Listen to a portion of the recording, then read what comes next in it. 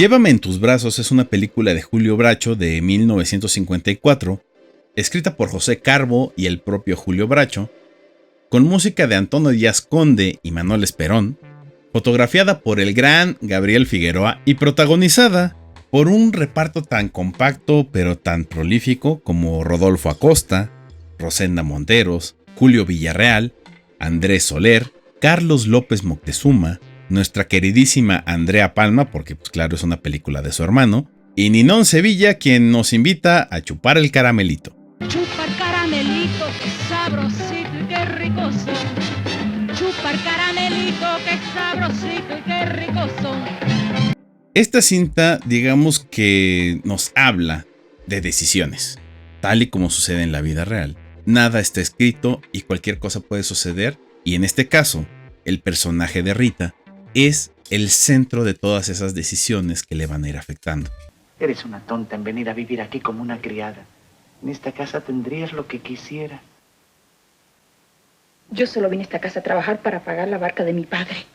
A estas alturas podemos decir que el cine de Julio Bracho evolucionó bastante, porque empezó de ser un gran contador de historias basándose en elementos de alta literatura, para enfocarse hacia caminos que nos hablan del desarrollo del carácter. ¿Y qué crees tú que debo sacrificar ahora? Eso yo no lo sé. Hace tiempo que vivimos alejados. La experimentación de Julio Bracho terminó llevándolo hacia este punto en el que su cine como autor se volvió mucho más personal. Se volvió más íntimo y enfocado en situaciones que parecieran mínimas, pero que realmente tienen una relevancia importante. Y esto es bastante interesante de ver, sobre todo en una película que aparentemente nos va a hablar de un cine de rumberas y de una estructura que todos conocemos por la popularidad de este género por esa época. Y es que de cierta forma pareciera que Julio Bracho dijo, el cine de rumberas es popular, entonces quiero hacer una película de rumberas. Pero no solo voy a hacer una película de rumberas, sino que voy a deconstruir el cine de rumberas para contar una historia diferente. Toma los tropos más conocidos del cine de rumberas, es decir, una chica en desgracia que tiene que tomar una decisión difícil y volverse un objeto sexual, tener a Ninón Sevilla porque obviamente es cine de rumberas, números musicales, pero al mismo tiempo una historia de redención.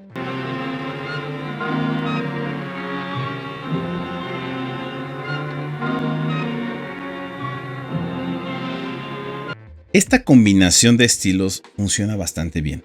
Uno, porque le permite a Ninón Sevilla tener una forma diferente en la cual desarrollar el papel que siempre realiza. Porque, seamos francos, a ella le elegían como una rumbera más hasta que Julio Bracho llega y le cambia la jugada. Pero por otro lado, también podemos decir que Julio Bracho no es ajeno al uso de música en el cine. Él utiliza la música como una parte elemental de su narrativa. Si no, nada más escuchen lo que dice este son, justo cuando enfoca a esta pareja de enamorados en distintas situaciones. Me enamoré del viento me enamoré. Como mi amor en el viento me quedé. Mas no es esto lo que siento, sino que mi amor se fue. Tenemos la sospecha de que Julio Bracho se moría por hacer una película de cine musical como se acostumbraba en Estados Unidos. Lamentablemente, la infraestructura y el presupuesto en México no alcanzaban para realizar una producción de este nivel. Pero al ver todo esto, digamos que Julio Bracho está diciendo, esta es mi forma de decir esto es un musical. Y esto también va en la interpretación o en la deconstrucción del cine de rumberas.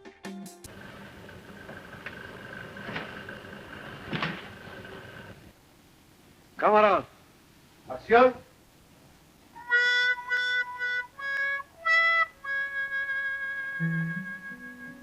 Julio Bracho le da el peso político que se necesita comprender, porque no solo involucra una situación de política, porque finalmente cuando nos relacionamos, lo que estamos haciendo es política. Y lo que está diciéndonos es cómo cada decisión y cómo cada acción que se realiza, políticamente o no, termina afectando ciertas cosas a futuro. Y por eso cada uno de los personajes en esta cinta toma decisiones basados en este sentido político.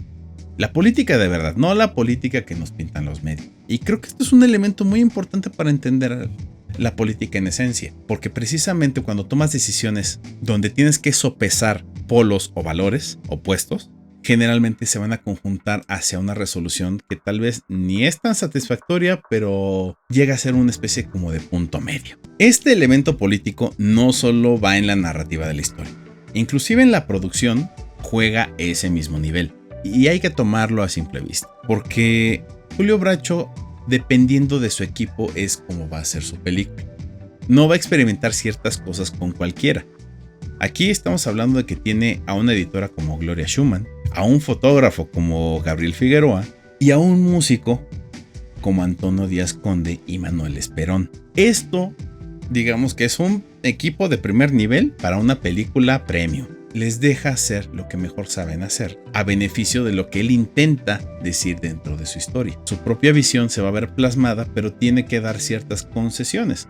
Ya sabemos que Gabriel Figueroa es un gran cinefotógrafo de paisajes, y por lo mismo, Gabriel Figueroa no le puedes decir cómo hacer la toma, a menos de que sea Luis Buñuel, pero eso es otra cosa. Eso por un lado. Y por el otro, con Gloria Schumann se tiene el aspecto de ser mucho más conciso al momento de montar las escenas.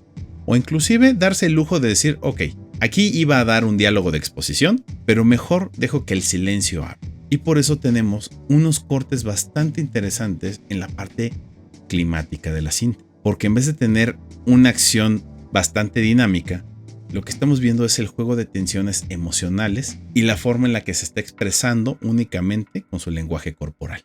No, señora, solo que haya habido algún error en la dirección. Déjeme usted ver.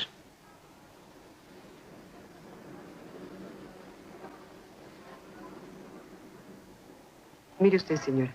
Se lo enviamos a don Gregorio, Río Elba, número 50. Uno de los aspectos más importantes de hablar de complejidad en los personajes, y aquí vale la pena mencionar el papel de Carlos López Moctezuma. Carlos López Moctezuma, así como Tito Junco y Víctor Junco, son actores muy encasillados en el papel de villano, cuando la verdad es que tenían otro rango actoral que a lo mejor por su físico o por su apariencia no les permitían abarcar. Julio Bracho toma en Carlos López Moctezuma un ejemplo de que se puede ser versátil, de que pueden tener otra forma de expresarse y que inclusive puedes tener empatía por un político que también tiene en su corazoncito. Digo, algunos son gachos y merecen irse a la cárcel, sobre todo porque le echan ácido a sus novias. En serio, esos güeyes tienen que ir al círculo más profundo del infierno. Pero aquí nos está mostrando a un hombre que le golpea también la realidad, que no es poderoso, sino que es tan frágil como cualquier otro ser humano. Y es algo que nos dice Julio Bracho en esta película. La gente que hace política también es frágil. Dense cuenta, en esa fragilidad es donde nosotros tenemos ventaja. Y han prometido en la asamblea de mañana presentar las pruebas de que usted está traicionando sus compromisos con la clase obrera. Si esas pruebas existen, no tendremos otro camino que el de desconocerlo como nuestro candidato.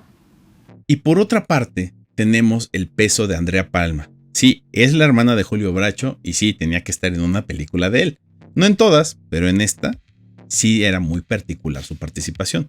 Hace un papel muy pequeño, muy breve, pero que realmente se roba la cámara en el momento que se presencia. Y lo hace de una forma muy contundente, tal vez por la forma en la que es honesta, porque no es una persona que se dedica a sufrir al momento de enterarse de algo muy importante dentro de la historia, sino que con ecuanimidad decide ser una persona que asume su rol y decide actuar conforme a ese rol porque así le conviene y porque así siente que van a salir mejor las cosas. Es un papel muy breve, pero que demuestra que actuar no es estar presente todo el tiempo. Una breve participación es más que suficiente para cambiar el tono y darle un giro a la historia.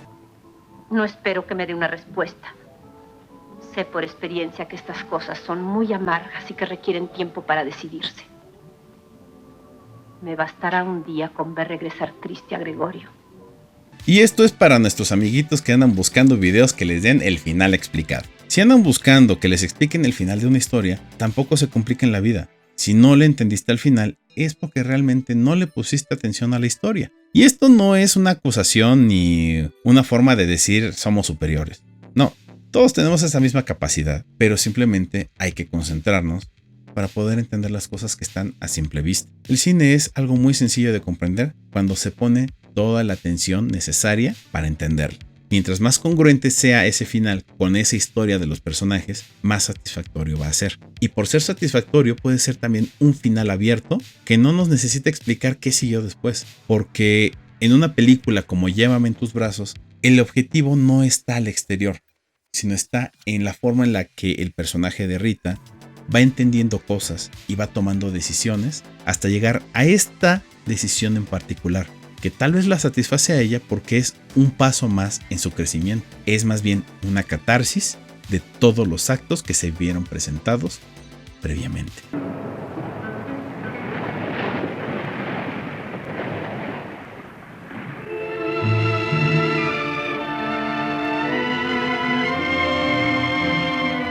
Ha sido bastante interesante poder explorar la filmografía de Julio Bracho en estos años del canal. Sobre todo porque es un director con una amplia filmografía. La verdad es que el cine de Julio Bracho siempre va a ser interesante de analizar y de comprender dentro de todas las aristas que tiene que decirnos. Porque no solo es existencial, no solo es experimental, no solo es juego cinematográfico, sino que también tiene mucha carga política. Y una carga política bastante densa, bastante importante para lo que vendría después.